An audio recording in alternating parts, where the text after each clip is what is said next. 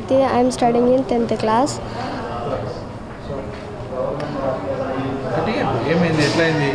Afternoon 1:30కి chicken తెచ్చిర్రు. బకెట్లో గలీజ్గా స్మెల్ వచ్చింది. అదే చికెన్ ఏమో సాయంత్రం 7:30కి వంట చేసి పెట్టిర్రు. గలీజ్ స్మెల్ వచ్చింది. ఎంతమంది వచ్చారు మీరు హాస్పిటల్కి? 12 members. సార్ వల్ల స్టమక్ పెయిన్ వస్తుంది, మళ్ళీ వామిటింగ్స్ వస్తున్నాయి, కళ్ళు తిరుగుతున్నాయి. మా ఫ్యామిలీలో ఎవరు రాలే, డాడీ వచ్చిండు. Morgi model school. I am studying in 10th class. My name is Bharati. Afternoon chicken తెచ్చిర్రు 1:30కి బకెట్లో తెచ్చిర్రు. గలీజ్ స్మెల్ వచ్చింది. మళ్ళీ అదే చికెన్ ఏమో సాయంత్రం 7:30కి వండి పెట్టిర్రు. అందరూ ఒక 30 members వామిటింగ్ చేసుకుర్రు. స్టమక్ పెయిన్ వచ్చి వామిటింగ్ చేసుకొని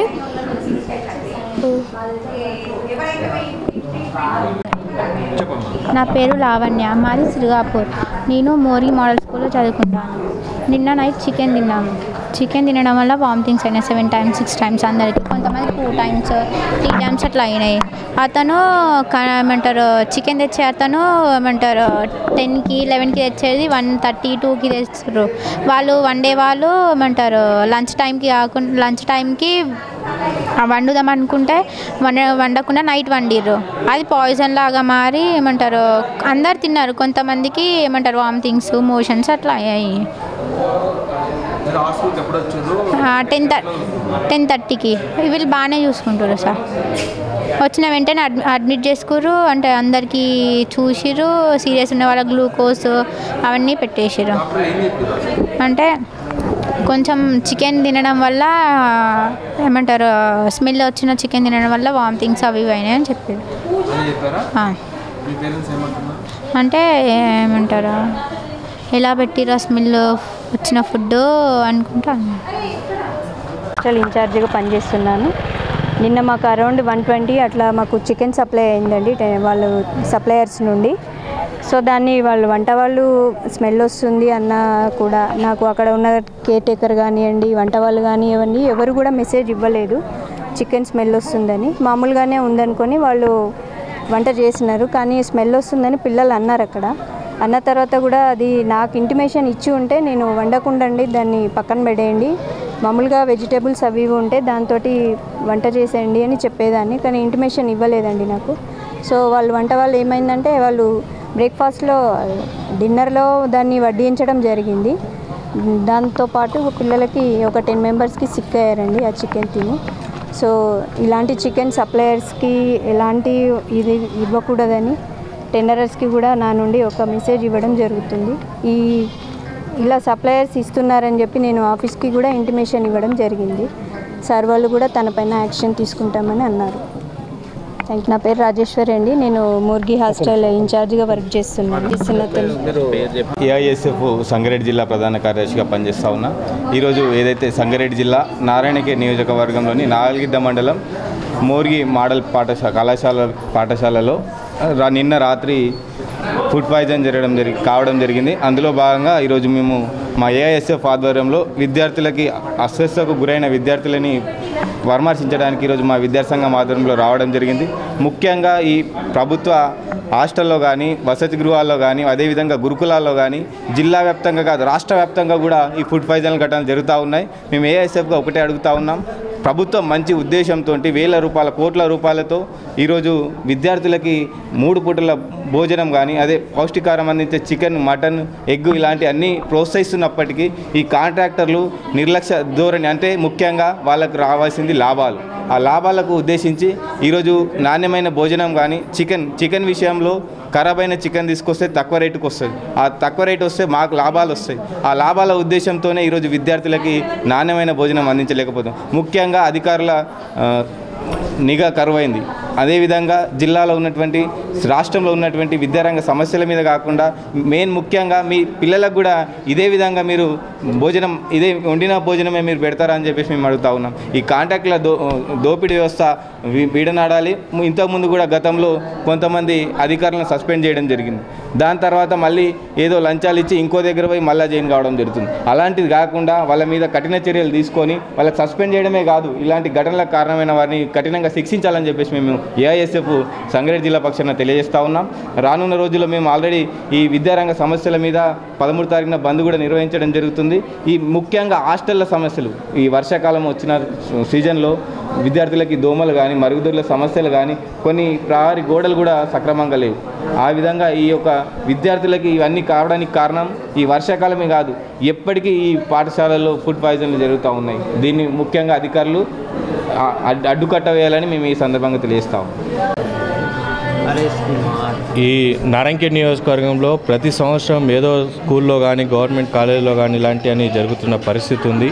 ముఖ్యంగా మేము కోరేది ఏంటంటే ఉన్నతాధికారుల పర్యవేక్షణకే దీని ముఖ్య కారణం అని చెప్పవచ్చు. అట్లనే విద్యార్థి సంఘాలు కానీ ప్రజా సంఘాలని కూడా అంటే స్కూళ్ళకు పర్మిషన్ ఇవ్వకపోవడం, హాస్టళ్ళలో పర్మిషన్ ఇవ్వకపోవడం అనేది జరగడం వల్లనే ఇలాంటి సంఘటనలు జరుగుతున్నాయని చెప్పాల్సిన పరిస్థితి ఉంది. ముఖ్యంగా నారాయణఖేడ్ ప్రాంతంలో ప్రతి హాస్టళ్ళ పరిస్థితి ఇది ఉన్న ఏ ఒక్క అధికారి కూడా ఏ కాలేజీకి సంబంధించిన కానీ మిగతాకి సంబంధించిన స్కూళ్ళకు సంబంధించిన హాస్టళ్ళకు సంబంధించి వెరిఫికేషన్ చేయకపోవడం వల్లనే ఇవన్నీ కూడా ఇబ్బందులు కొనసాగుతున్నాయి. ముఖ్యంగా వీటన్నిటిని వెంటనే అధికారులు కానీ పర్యవేక్షించాలి, ఉన్నతాధికారులు పర్యవేక్షించాలి. అట్లనే ప్రతి వారంకి ఒకసారి డాక్టర్ చెకప్ ఉంటుంది, కనీసం వాళ్ళకి చేయించే పరిస్థితి కూడా లేరని చెప్పాల్సిన పరిస్థితి ఉంది. కనుక వెంటనే అధికారులు స్పందించి న్యాయమైన విచారణ చేపట్టాలి.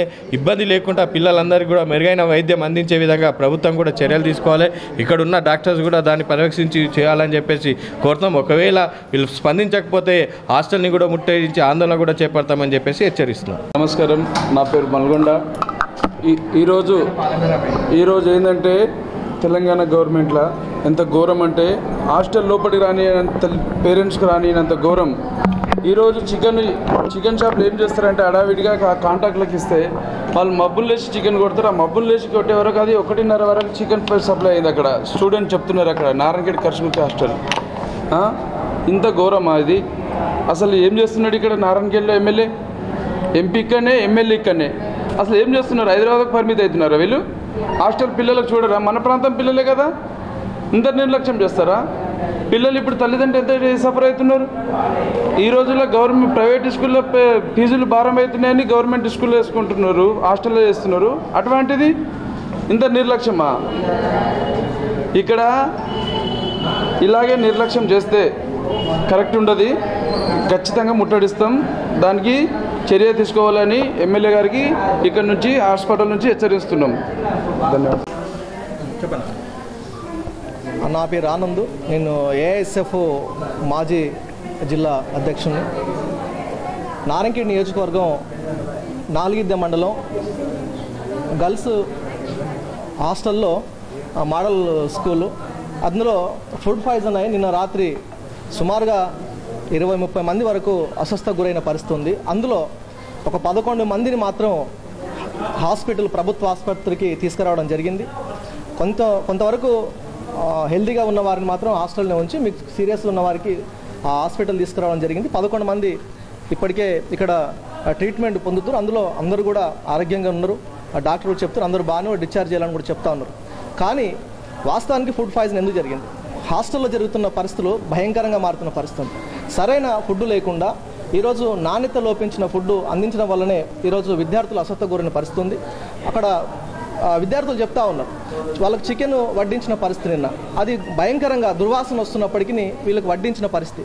ఈరోజు దుర్వాసన వస్తున్న ఆ చికెన్ ఎట్లా వండిరు? అది వండి పిల్లలకి ఏ రీతిగా వడ్డించారు? పిల్లలు తినలేము, ఇది వాసన వస్తుందని చెప్పినప్పుడు, అది స్మెల్ వస్తుందని చెప్పినప్పుడు అది పక్కన పెట్టి తినకుండా అని చెప్పేసి వేరొకటి వండి పెట్టాల్సిన అవసరం ఉండేది. కానీ పిల్లలే కదా, మాకేం ప్రశ్నిస్తారనే ఉద్దేశంతో మేము పెట్టిందే తినాలనే పద్ధతిలో వాళ్ళకు అది వండిన ఆ స్మెల్ వస్తున్నప్పటికీ, దుర్వాసనలు ఉన్నప్పటికీ అది వడ్డించి తినవేయడం జరిగింది. దానివల్లనే ఇది ఈరోజు అనారోగ్య పరిస్థితి, అస్వస్థ గురై హాస్పిటల్ పడ్డ పరిస్థితి ఉంది. అందుకనే అక్కడ పనిచేస్తున్న సిబ్బంది వంట ఎవరు వండిరు? ఆ దుర్వాసన వస్తున్న చికెన్ ఎందుకు వండిరు? ఈరోజు అది తినడం వల్ల విద్యార్థులకు ఇబ్బంది జరుగుతున్న విషయం, అనారోగ్య పరిస్థితి వస్తున్న విషయం వారికి తెలియదా? ఇంత నిర్లక్ష్యంగా ఎందుకు వ్యవహరించారని చెప్పేసి మేము ఏఎస్ఎఫ్గా హెచ్చరిక చేస్తూ ఉన్నాం. అందుకనే ఆ సప్లై చేసిన వ్యక్తి అది ఎప్పుడు కటింగ్ అయింది, హాస్టల్కు ఎప్పుడు చేరింది, అంత దుర్వాసన వచ్చినప్పటికీ వాళ్ళు అక్కడ వంట వండుతున్న వారు ఎందుకు వండారు? ఈరోజు వండిన వంట కూడా పిల్లలు అది బాగాలేదు, వాసన వస్తున్నప్పుడు ఎందుకు తినబెట్టారు? అన్నిట్లో లోపాలు కనిపిస్తూ ఉన్నాయి. అక్కడ ఫుడ్ సప్లై చేస్తున్న వ్యక్తి లోపం భయంకరంగా ఉంది. అదే సందర్భంలో వంట వండిన వారు కూడా అది బాగాలేదని చెప్పినప్పుడు ఎందుకు వండారు? పడేయాల్సింది లేదా రిటర్న్ చేయాల్సింది, వాళ్ళు కూడా లోపం కనిపిస్తూ ఉంది. అదే సందర్భంలో దాన్ని వడ్డించిన వారు కూడా ఇక్కడ బాధ్యులు అని చెప్పేసి మేము భావిస్తున్నాం. అందుకనే దీనికి సంబంధించిన ఫుడ్ పాయిజన్ కారకులైన వారందరినీ కూడా, ఫుడ్ సప్లై చేస్తున్న వారిని, వండిన వారిని, వడ్డించిన వారిని అందరిపైన కూడా చట్టపరమైన చర్యలు తీసుకోవాలి. తక్షణమే వాళ్ళ వీధులను తొలగించాలి. ఎందుకంటే ఈరోజు పదుల సంఖ్యలో విద్యార్థులు అస్వస్థ గురై హాస్పిటల్ పాలవుతే వారిది ఏం పోతుంది? వారికి జీతాలు రావాలి, అంతవరకే ఆలోచన చేస్తూ ఉన్నాం. కానీ అందుకనే వారందరిపై చట్టపరమైన చర్యలు తీసుకోవాలని చెప్పేసి మేము హెచ్చరిక చేస్తున్నాం. ఈరోజు విద్యార్థులు హాస్టల్లో ఉంటే అనాథ పిల్లలు చూస్తున్న పరిస్థితి. ఈరోజు వాళ్ళు ఇంట్లోకి వెళ్ళి పెడుతున్నా సొమ్ము, ప్రభుత్వం అందిస్తున్న సొమ్మునే ఈరోజు వాళ్ళు పెడుతున్నారు. విద్యార్థుల హక్కు అది, ఖచ్చితంగా వాళ్ళకి అందించాల్సిందే. కానీ ఈరోజు విద్యార్థుల హక్కునే ఈరోజు వాళ్ళ ఇంటి నుంచి పెడుతున్నట్టుగా భావించి ఈరోజు ఎట్టికి వాళ్ళకు వంటలు వండి పెడుతున్న పరిస్థితి ఉంది. ఖచ్చితంగా మెనూ ప్రకారం వాళ్ళకు వడ్డించాల్సిన అవసరం ఉంది. ప్రతిదీ పరిశీలన చేసి వడ్డించాల్సిన అవసరం ఉంది. వారు తిన్న తర్వాత అది ఏ రీతిగా ఉందని పరీక్షించి వడ్డించాల్సిన అవసరం. ఇవన్నీ ఏం పట్టించుకోకుండా మాకున్న బాధ్యతలను తీర్చుకుంటామనే పద్ధతిలో వ్యవహరిస్తే మాత్రం ఖచ్చితంగా మేము కూడా ప్రతిఘటనకు సిద్ధపడాల్సిన పరిస్థితి వస్తుంది. ఖచ్చితంగా టీఆర్ఎస్ ప్రభుత్వం ఉన్నప్పుడు మీరు అడిగినట్టుగానే అలాంటి వానవాయితీ కొనసాగింది. వాస్తవానికి హాస్టల్లో విద్యార్థుల సమస్యల పరిష్కారం కోసం వాళ్ళకి ఏ సమస్యలని చెప్పేసి అనేక విద్యార్థి సంఘాలు, ప్రింట్ మీడియా, ఎలక్ట్రికల్ మీడియా ఎప్పటికప్పుడు పరిశీలన చేసేవారు. వారు వెళ్ళి వాళ్ళ పరిస్థితులు తెలుసుకొని దాన్ని పై అధికారుల దృష్టికి తీసుకెళ్ళి ఆ సమస్య పరిష్కారం కోసం మీడియా కానివ్వండి, విద్యార్థి సంఘాలు కానివ్వండి ప్రయత్నం చేసేది. ఈరోజు పరిస్థితులు ఎట్లున్నాయంటే ఈరోజు విద్యార్థుల సంఘాలకు ఈరోజు హాస్టల్లో ఈరోజు విజిట్ చేయడానికి అవకాశం లేదు. వాస్తవానికి మీడియాకు అనుమతి లేదు, ఎవరికి అనుమతి లేదు. అంతేందుకు పేరెంట్ కూడా ఈరోజు హాస్టల్లోకి అనుమతి లేని పరిస్థితి ఉంది. అంటే దీని ఉద్దేశం ఏంటి? వారు ఏం ఉన్నా వాళ్ళు సర్దుకోవాలి. వాళ్ళకు దోమలు ఉన్నా ఏం జరిగినా సరే వాళ్ళకి అస్వస్థకు గురైన ఏదున్నా వారి గుప్పిట్లో ఇంకా చెప్పాలంటే జైల్లో బంధిస్తే ఖైదీలు ఏ రకమైతే కట్టుబడి వాళ్ళకి బానిసలుగా ఉండాలో ఆ రకంగా ఈరోజు విద్యార్థులు చేస్తున్న పరిస్థితి. అది కరెక్ట్ కాదని చెప్పేసి మనం భావిస్తాము. ఖచ్చితంగా ఒక ఫ్రీడమ్ అనేది ఉండాలి. మీడియాకు ఫ్రీడమ్ లేదు, విద్యార్థి సంఘాలకు ఫ్రీడమ్ లేదు. వీళ్ళ సొంత ప్రయోజనాల కోసం పోతారా? విద్యార్థుల సమస్యలు తెలుసుకొని కదా వారికి